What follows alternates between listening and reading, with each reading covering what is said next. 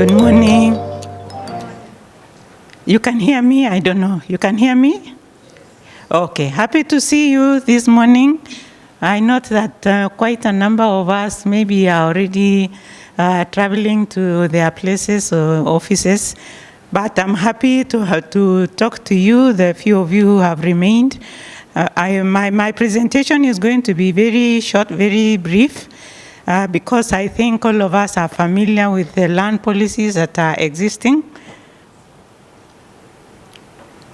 And what I'm going to be emphasizing is the fact that these policies are supportive of food systems, very supportive indeed. Okay.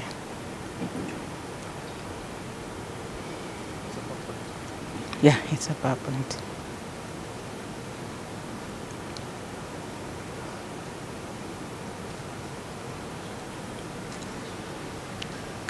So as he's fixing the systems, the presentation outlined has only 4 items, definition, which I am not going to really dwell on because most definitions were done for us earlier. I'll give a quick background, and then I'll give the policies and food systems, what do we have, and the conclusion, and what next. So policy, I don't know if I really want to define the policy. I think most of us are familiar what a policy is. What I want to emphasize is the part of the individual. Did we know that as individuals we can propose policy? We are familiar with government policies. We are familiar with government doing and preparing and implementing policies. We as persons, as individuals, we can prepare policy. We can propose policy. So let's take it as a challenge as Kenyans. If there are issues we normally want government to address, let's not wait for so-and-so or wait for this ministry or this government. As individuals, we can support or propose policy. What this presentation is going to focus on is public policy, which is really a statement of intent anchored on a set of principles and decisions that defines the course of action that governments will be committed in achieving specific developmental goals in the interest of the public. That's a definition from GOK. What about the food systems? We had several definitions from previous speakers yesterday and the day before, so I'm not going to really go into it. What I want us to focus is those 4 items, or are they 4 or 5 items? The production, aggregation, processing, distribution, consumption, and disposal of food. You see, when we talk of food systems, we are tempted to think about just food. But this whole series of activities that go into food systems, these are items which are landed. I want us I'm emphasizing that these food system activities are landed. And anything that is landed is critical to a planner, because then we can translate these particular systems to land uses. That is the language that we understand as planners. We can begin to provide for these food systems when we do our plans. We can provide for agriculture. I know we do provide for agriculture as a land use in our plans. We provide for industrial, we provide for commercial, we provide for transport, residential dump sites, sewerage, public works, and many others. Maybe the disconnect has been really linking these particular land uses to the food policies that we are talking about. But what the challenge we are taking home, and so that we can support food security in our country, is that we ensure that in our plans we make adequate proposals for these particular land uses. So what is the problem? Insofar as food systems, the key problem we are seeing that we face, and 12% of Kenyans face, is food insecurity. Globally, 1 in 10 of the world's population faced hunger in 2022, according to the UN statistics. In Kenya, nearly 12% they face chronic hunger. Of course, if we can talk about those who miss a meal, a single meal a day, those numbers or those percentages would really go up. And some of the factors that cause this hunger, this insecurity, were already explained to us by previous speakers, so I'm not going to dwell on it. The issues of rapid urbanization, high population growth rates, climate change, and so many others. What are the problems that we have with policy? The key problems that I am highlighting are the lack or inadequate policy implementation, maybe due to limited. Someone is helping me to present. Thank you so much. So it is a lack or inadequate policy implementation, largely due to funding or many other reasons. Our colleague who was making a presentation before me said there is no lack of resources, that we have resources. It's maybe the manner in which we are using those resources. But the other key issue, the other key challenge on policy is a policy disconnect, leading to uncoordinated programs and activities. Just like I said, the policies on food systems, connecting them with policies that are dealing with the land use and other policies are not quite synchronized. So, but what do we have? I know we are very good at saying what we don't have. What do we have? We have the SDGs, the 2030 Agenda for Sustainable Development. It's given us a very clear framework on how we can achieve food security. Goal 2, for example, is specific on ending hunger, achieving food security, and improved nutrition and promoting sustainable agriculture. They have provided very clear targets and very clear goals on how food security, how countries can achieve food security. So we have a policy, we have a high-level policy that has clearly given us a way on how we can address our hunger issues. Continentally, we have the Agenda 2063, the Africa we want. The goal for this Agenda 2063 is for inclusive and sustainable development and to completely eliminate hunger and food insecurity. Africa, we have sat and we have agreed this is how we are going to address our insecurity issues. So do we have a policy? Do we have a way to do things? Has it given us targets and objectives or that we need to achieve? Yes. Regionally also, we have a document, the East African Community, the Vision 2050. One of the key pillars is food security. So globally, continentally, regionally, we have policies that are speaking to food systems.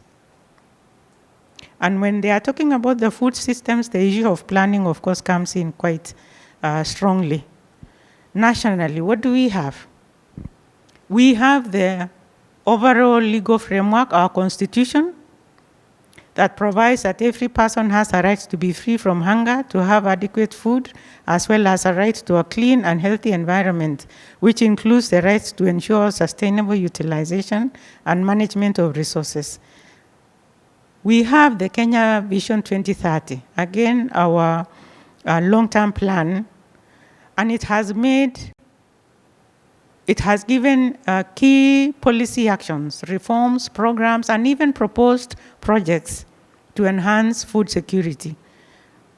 Of course, in this conference, we are focusing on food security, food systems, but of course, this vision covers a cross-spectrum of activities or programs in this nation that will lead us into being a middle-income country.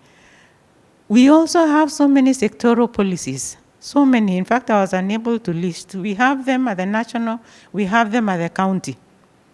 The key ones, of course, are those ones that are dealing with the food security. Kenya National Food and Nutrition Security Policy, National Agricultural Policy, Sector Extension Policy, Agriculture Policy, Livestock Policy, Fisheries Policy, Food Safety Policy. There are so many. I have also listed their land policies because we are part of the many sectoral policies that the government has put in place.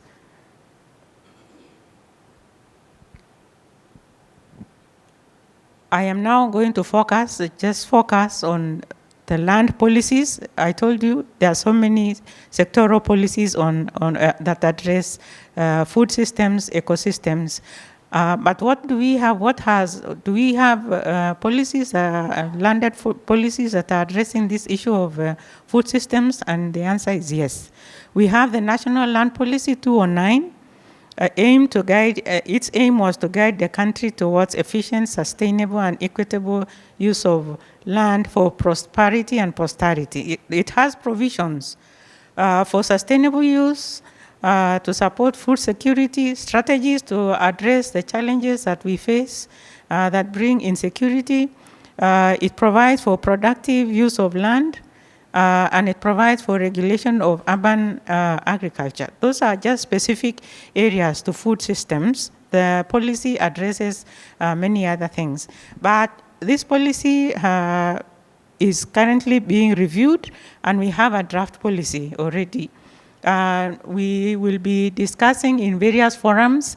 We did public notification sometime requesting for memoranda from Kenyans and from all sectors to give us their input on what should go into this policy. We are developing it, and we are looking forward to sharing with you in different forums and looking forward to your contribution. It's aimed at achieving a planned, efficient, equitable, productive, and sustainable utilization of land and land-based resources for secure livelihoods and shared prosperity.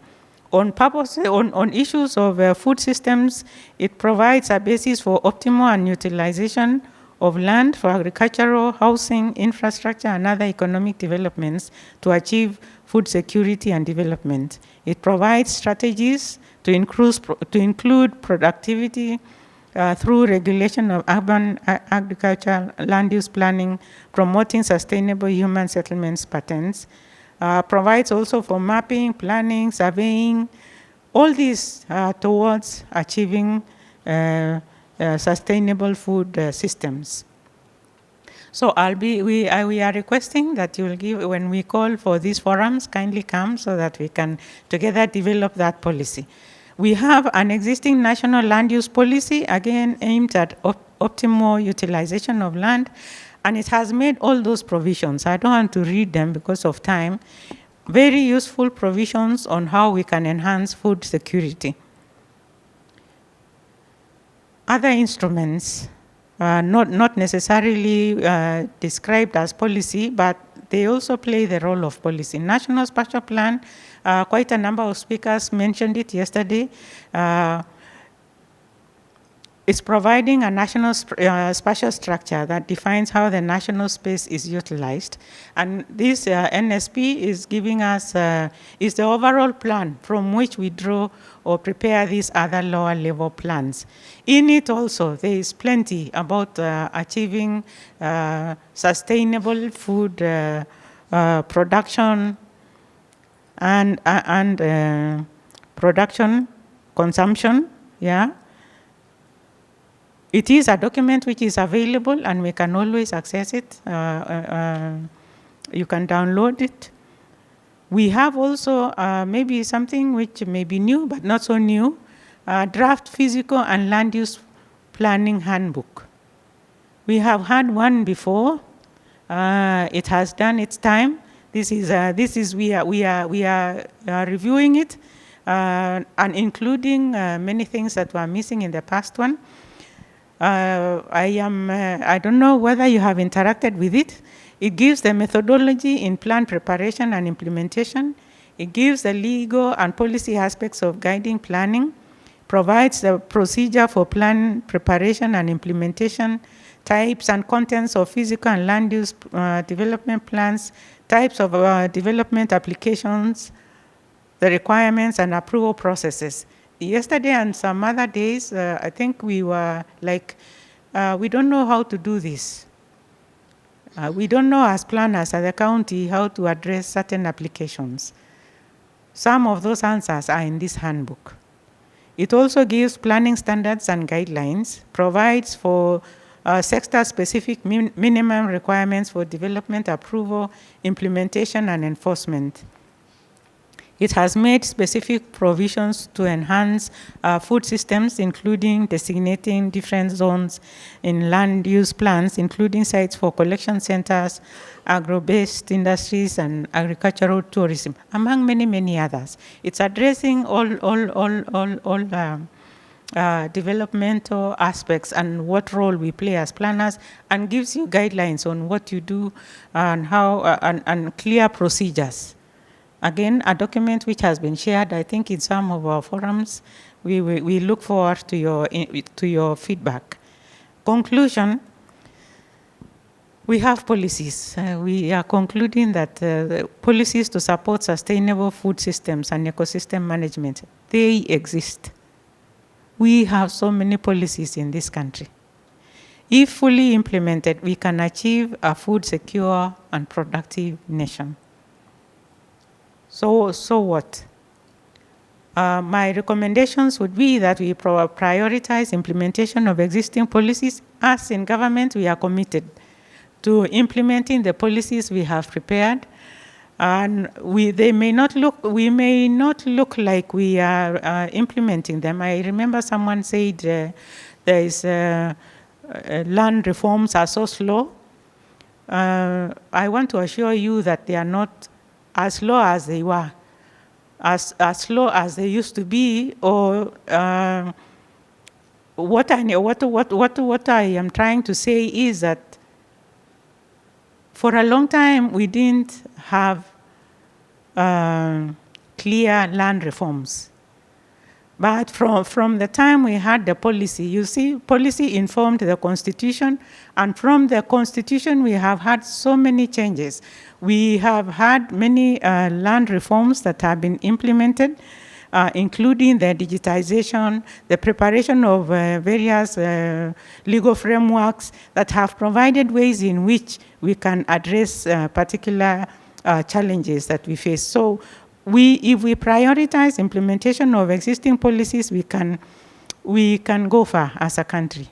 Again, maybe we need to review and integrate some of the conflicting policies. That's why in the State Department, we are reviewing our policy, our 209 policy, because it was contradicting the Constitution. It was also contradicting quite a number of other policies. So we are trying to align so that we look like we are working together seamlessly. We need to participate in sectoral policy formulation processes to champion planning, food security, and other connected policy recommendations.